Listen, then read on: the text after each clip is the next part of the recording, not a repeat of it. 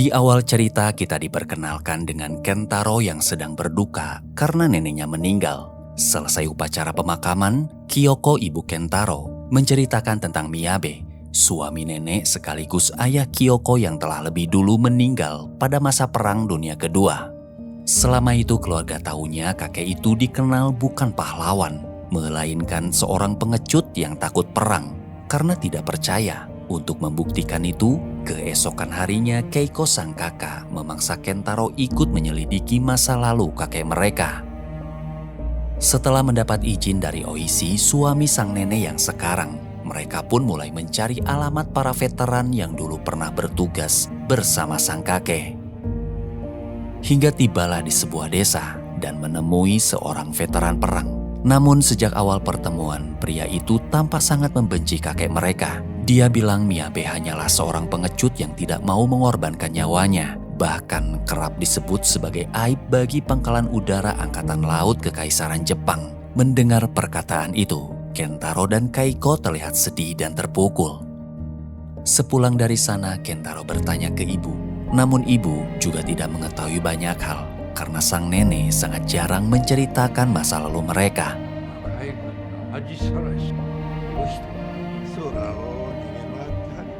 Setelah mewawancarai beberapa veteran dan hampir mengatakan hal yang sama tentang kakek mereka, seorang veteran bernama Kagera justru marah saat mendengar Kentaro menyebut Miyabe pengecut. Mereka pun langsung diusir dan gara-gara itu, Kentaro sakit hati dan sempat ingin menyerah.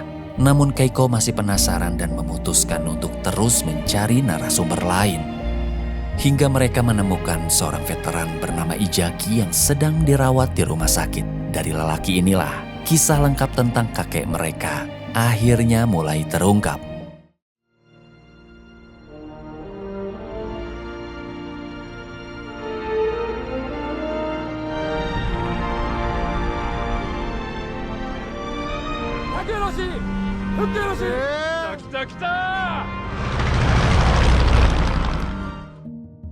Para pilot sedang berlatih menggunakan pesawat tempur Mitsubishi A64 Jiro yang lebih dikenal dengan nama Jiro. Pesawat itu merupakan andalan Angkatan Laut Kekaisaran Jepang pada awal Perang Dunia Kedua. Jiro terkenal sangat lincah dalam duel udara, memiliki jarak tempuh yang jauh dan cukup mematikan pada masa awal perang. Namun di balik kehebatannya, pesawat ini juga memiliki kelemahan besar. Lapisan pelindungnya sangat tipis, mudah terbakar, dan para pilotnya sangat rentan tewas jika terkena tembakan musuh. Kemudian di tengah latihan melihat pendaratan Miyabe yang begitu mulus, Ijaki langsung mengaguminya hingga memberikan hormat. Namun, reaksi para pilot lain justru sebaliknya. Mereka marah karena menganggap Miyabe hanyalah seorang pengecut yang tidak pantas mendapatkan pujian sedikit pun. Setelah menjalani pelatihan ketat, para pilot segera diterjunkan ke awal Perang Pasifik dalam operasi besar penyerangan Pearl Harbor. Target utama mereka adalah menghancurkan kapal-kapal perang Amerika, pangkalan angkatan laut, serta pesawat tempur yang masih berada di darat.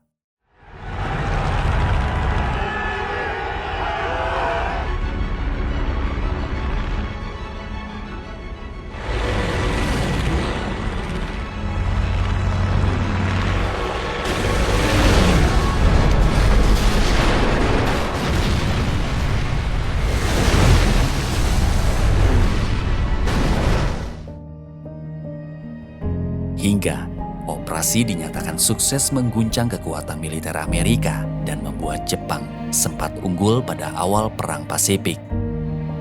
Di saat semua orang bersorak gembira, Miyabe justru terlihat murung dan memilih pergi menyendiri. Di sana ia mulai bercerita kepada Ijaki bahwa pertempuran hari itu dinilai gagal karena tidak semua kapal Amerika berhasil dihancurkan. Khawatir suatu saat musuh akan melancarkan serangan balasan yang jauh lebih besar. Tapi Ijaki malah marah, sikap Miyabe dinilai terlalu pengecut. Namun di suatu saat pada tahun berikutnya, ucapan Miyabe menjadi kenyataan. Amerika melancarkan serangan balasan dalam pertempuran Midway. Di tengah situasi panik, Miyabe langsung sadar kapal induk Jepang menjadi target utama. Ia pun berteriak menyuruh semua orang segera meninggalkan kapal sebelum terlambat. Namun, tak ada yang menggubris sedikit pun. Tak lama kemudian, Miyabe dan Ijaki mendapat perintah untuk segera terbang dan berpatroli di udara.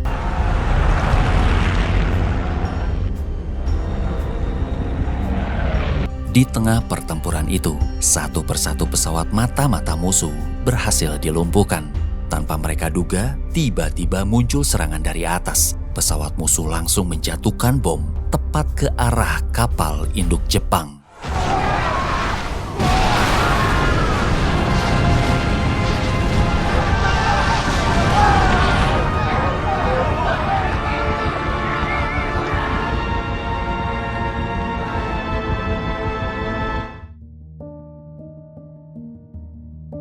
Apa yang tadi dikhawatirkan Miyabe akhirnya terjadi.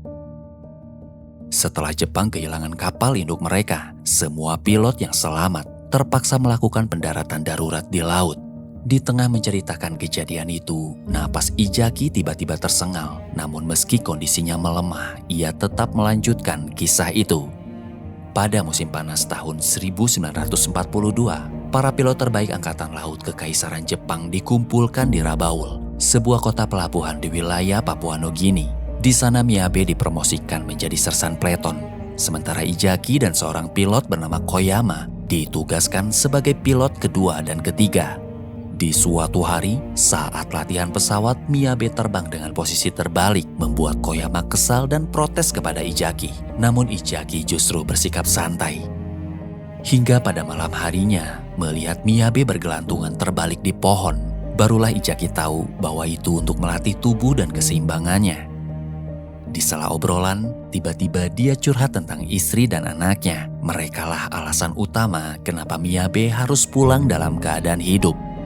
Barulah setelah mendengar cerita itu, Kentaro dan Keiko mulai memahami bahwa kakek mereka bukanlah seorang pengecut yang takut mati, melainkan ingin tetap hidup demi nenek dan ibu. Kemudian Ijaki kembali melanjutkan ceritanya. Dalam waktu singkat, mereka harus menghadapi salah satu medan pertempuran terbesar di Perang Pasifik, yaitu di Pulau Guadalcanal dan Kepulauan Solomon. Lagi-lagi di sana Miyabe memprediksikan bahwa perintah serangan itu mustahil dilakukan, membuat dia dihajar anggota lain karena dianggap bisa menurunkan mental para pasukan.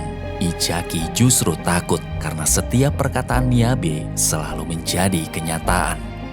Saat ditanya alasannya, dia cuma bilang takut kehabisan bahan bakar di tengah perjalanan. Untuk kesekian kalinya, ucapan Miyabe kembali jadi kenyataan. Koyama terjebak dan bahan bakarnya hampir habis. Merasa sudah tak punya harapan hidup, ia memberi kode kepada Miyabe bahwa dirinya akan melakukan kamikaze. Miyabe langsung mengejarnya dan berusaha menggagalkan aksi itu. Untungnya Koyama berhasil dibujuk untuk kembali. Namun di saat dia merasa senang karena melihat pulau sudah dekat, pesawatnya malah jatuh karena kehabisan bahan bakar.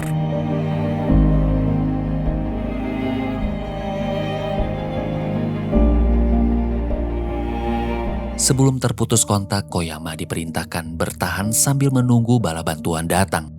Namun setelah pendaratan, mereka mendapat kabar buruk bahwa Koyama diduga dimakan hiu. Mendengar itu, Ijaki marah dan menyalahkan Miyabe. Andai tadi Koyama dibiarkan melakukan kamikaze, setidaknya ia bisa mati terhormat. Tapi begitu Ijaki bilang bahwa dalam perang tidak ada harapan untuk hidup, Miyabe langsung geram dan mengingatkannya bahwa ia punya keluarga yang pasti akan hancur saat mendengar kabar kematiannya. Sejak saat itu, setiap mengingat ucapan Miyabe, semangat hidupnya terus tumbuh. Hingga pada tahun 1944, saat pesawatnya ditembak musuh, ia terpaksa melakukan pendaratan darurat di Laut Mariana. Ijaki yang sempat menyerah, akhirnya kembali mengingat nasihat Miyabe. Ia berhasil bertahan hidup dan mencapai daratan dengan selamat. Saat Ijaki berkata bahwa tanpa nasihat Miyabe, mungkin ia sudah gugur dan tak akan sempat melihat putrinya tumbuh besar. Sang putri pun menangis haru. Begitu halnya Kentaro yang sejak awal menganggap kakeknya seorang pengecut. Mendengar ucapan Ijaki yang mengatakan Miyabe jauh lebih kuat dari siapapun. Karena di tengah kerasnya perang, banyak orang memilih menyerah. Sementara kakekmu terus berjuang untuk tetap hidup. Kentaro akhirnya nangis. Ijaki kemudian menceritakan saat Miyabe pulang menemui Matsuno sang istri dan putrinya. Putri kecil itu bernama Kyoko, yang kelak menjadi ibu dari Kentaro dan Keiko. Dalam pertemuan singkat tersebut, mereka menghabiskan waktu bersama dengan penuh kebahagiaan sebelum akhirnya harus kembali berpisah. Matsuno yang sulit melepaskan Miyabe pergi, tiba-tiba ngerasa lega saat mendengar bahwa suaminya itu akan kembali pulang, baik dalam kondisi hidup ataupun mati.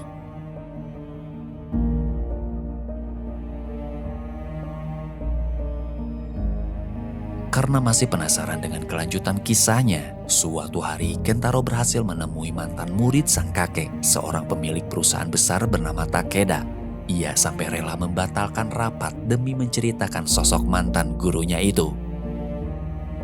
Pada tahun 1945 saat perang semakin memburuk, para mahasiswa direkrut dan dilatih oleh Miyabe untuk menjadi calon pilot.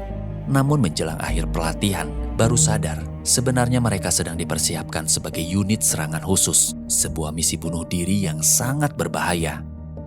Di saat kelulusan tiba, dengan sengaja Miyabe tidak meloloskan mereka, sehingga Takeda protes. Namun Miyabe tidak menjelaskan alasannya. Kesal dengan hal itu, Takeda mengadu kepada yang lain.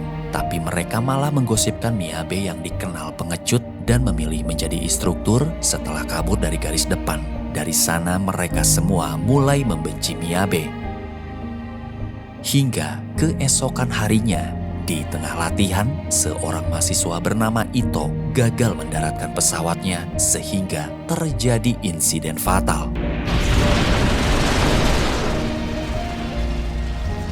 Gara-gara kejadian itu, Mayor marah besar, namun saat Ito dianggap aib karena menghancurkan pesawat dan tewas sebelum sempat berperang, Miyabe tak terima dan mengatakan bahwa Ito adalah seorang pahlawan. Ucapan itu justru membuat Mayor makin murka saat tahu Miyabe sengaja tidak meloloskan para mahasiswa untuk bergabung dengan unit serangan khusus. Miyabe pun langsung dihajar habis-habisan.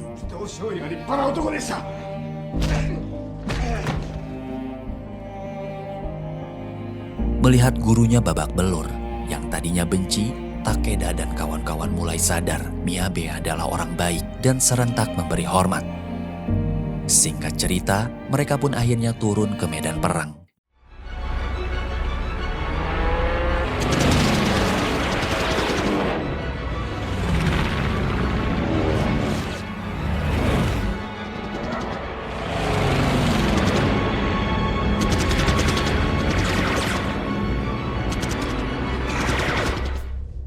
Di atas udara saat aksi kejar-kejaran berlangsung, Miyabe nyaris menjadi sasaran musuh. Namun dari belakang, seorang anggota rela menabrakkan pesawatnya demi menyelamatkan Miyabe. Saat turun dan dibawa tandu, muridnya sempat bilang bahwa Miyabe sangat dibutuhkan Jepang, jadi dia rela korbankan nyawanya. Dan itu jadi pertemuan terakhir dengan Takeda karena dia langsung dikirim ke pangkalan udara Tomitaka. Kentaro masih penasaran kenapa kakeknya mau bergabung dengan unit serangan khusus, namun Takeda juga tidak mengetahui alasannya.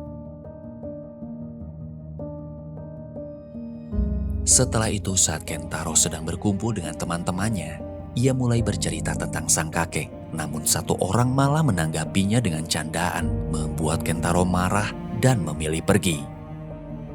Di tengah perjalanan pulang, Kentaro tiba-tiba teringat Kagura. Meski sedikit takut, ia nekat datang tengah malam hingga langsung diseret masuk oleh penjaga.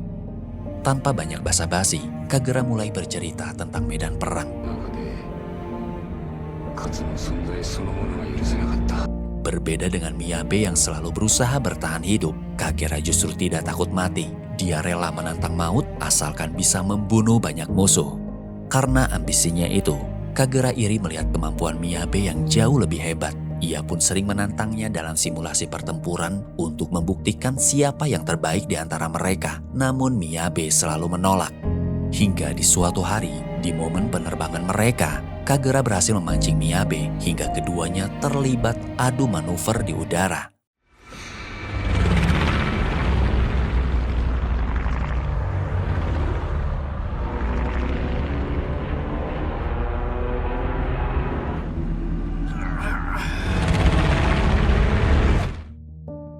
Kemampuan Miyabe terbukti jauh lebih unggul. Kagera sampai hilang kendali dan melepaskan tembakan yang seharusnya tidak ia lakukan. Namun Miyabe segera membalikan keadaan. Dan di saat itulah Kagera langsung putus asa karena Miyabe tidak membalas tembakannya.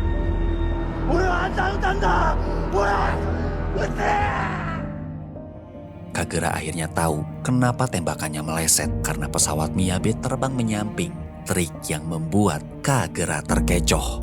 Sejak kejadian itu, selain merasa malu, dia akhirnya sadar selama ini sikapnya terlalu sombong.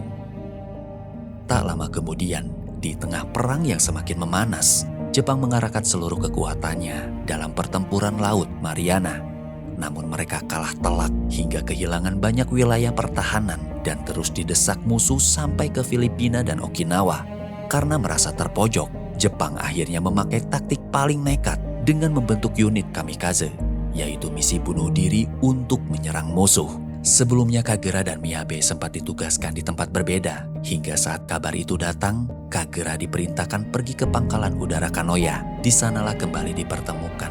Namun Miyabe terlihat murung dan depresi. Singkat cerita, unit kamikaze mulai menyerang kapal induk Amerika dengan cara menabrakkan pesawat penuh bom dan bahan bakar langsung ke target.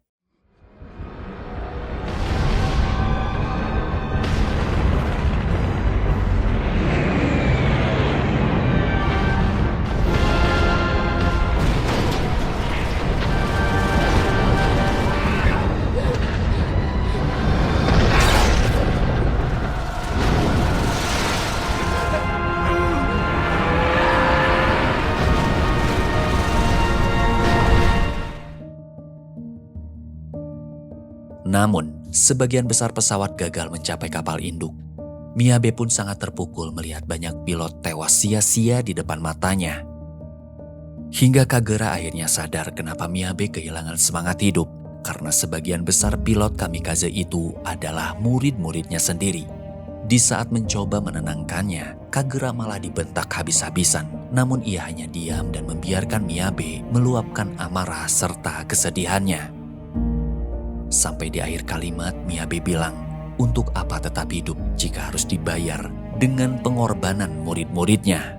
Khawatir melihat kondisinya yang terpuruk, Kagera bertekad tidak akan menjadi relawan kamikaze demi tetap menjaganya. Di keesokan hari, nama Miyabe malah masuk dalam daftar relawan. Kagera sempat protes tapi dia hanya pasrah sambil berkata, "Sudah cukup Kagera." Mendengar itu, tekad Kagera untuk melindunginya semakin besar. Namun sayang, di hari kejadian, dia gagal mengejar pesawat Miyabe yang tiba-tiba menghilang. Setelah itu muncul keanehan, karena sebelum berangkat, Miyabe sempat menukar pesawatnya dengan milik pilot lain yang modelnya lebih lama. Dikabarkan, pilot itu selamat setelah melakukan pendaratan darurat. Karena tidak mengetahui jelas kejadian itu, Kagera memberikan sebuah amplop berisi daftar pilot yang mungkin bisa melanjutkan ceritanya. Sebelum pulang, ia tiba-tiba memeluk Kentaro karena wajahnya sangat mirip dengan Miyabe, seolah kembali bertemu sahabat lamanya itu. Tak lama kemudian, Keiko datang menjemput dan melihat Kentaro berdiri sambil hujan-hujanan. Dari situlah fakta baru mulai terungkap. Ternyata pilot yang diceritakan Kagera adalah kakek Oishi, suami sang nenek sekaligus murid Miyabe. Dialah orang yang dulu pernah menyelamatkan nyawa Miyabe dalam sebuah pertempuran. Sejak saat itu, hubungan mereka menjadi dekat. Hingga suatu hari, Oishi dikirim ke pangkalan udara Kanoya dan kembali dipertemukan dengan Miyabe. Miyabe pun otomatis semakin terpukul harus melihat murid kesayangannya ikut dikirim ke unit kamikaze. Selama di sana, satu persatu murid Miyabe terus masuk ke dalam daftar relawan. Setiap hari, ia harus melepas mereka pergi ke medan perang hanya untuk mengorbankan nyawa.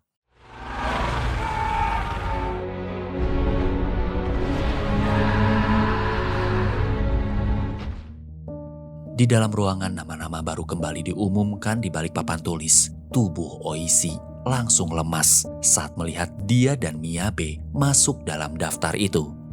Di saat yang sama, Kagera langsung keluar dari ruangan. Siangnya di dekat sungai, Miyabe dan Oishi menghabiskan waktu bersama sambil saling bercerita. Di akhir obrolan, Miyabe sempat berkata bahwa ia ingin melihat bagaimana masa depan Jepang nantinya. Hingga hari itu pun tiba. Sebelum berangkat, Miyabe menukar pesawatnya dengan milik Oishi. Sambil mengelus pesawat itu, Miyabe berkata bahwa jika harus mati, ia ingin bersama pesawat ini.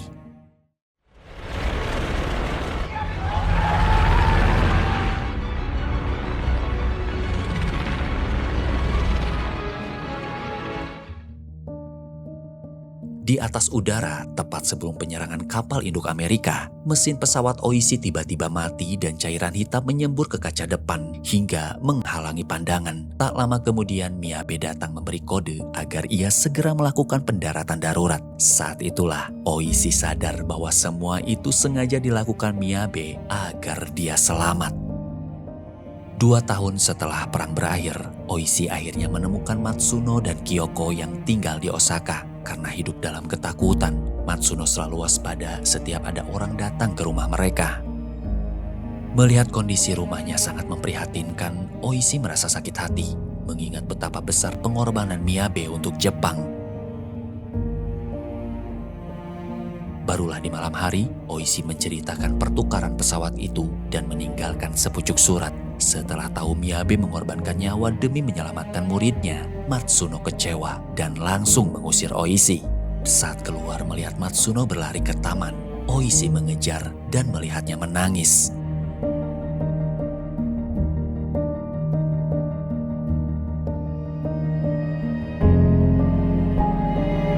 Sejak itu setiap datang membawa uang atau makanan, usaha Oishi selalu ditolak. Tapi dia tidak mau menyerah. Hingga Matsuno perlahan akhirnya luluh. Hari demi hari berlalu, hubungan mereka semakin dekat. Oishi pun mulai menjadi sosok ayah bagi Kyoko. Suatu malam, Oishi memberanikan diri berterus terang ingin menikahi Matsuno. Teringat janji Miyabe yang akan pulang hidup atau mati, Matsuno akhirnya mulai memahami bahwa kehadiran Oishi adalah cara Miyabe menepati janjinya. Mereka akhirnya menikah dan berjanji untuk tidak lagi membahas Miyabe agar bisa melanjutkan hidup tanpa luka.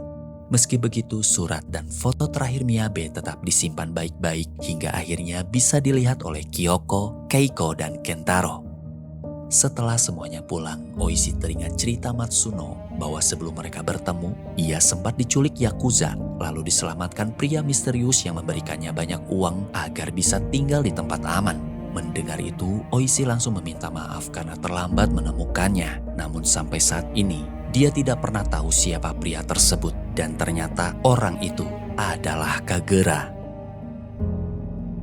Di tengah perjalanan pulang, Kentaro tiba-tiba merasakan sesuatu yang aneh. Seolah kakeknya kembali hadir untuk memperlihatkan akhir kisah hidupnya.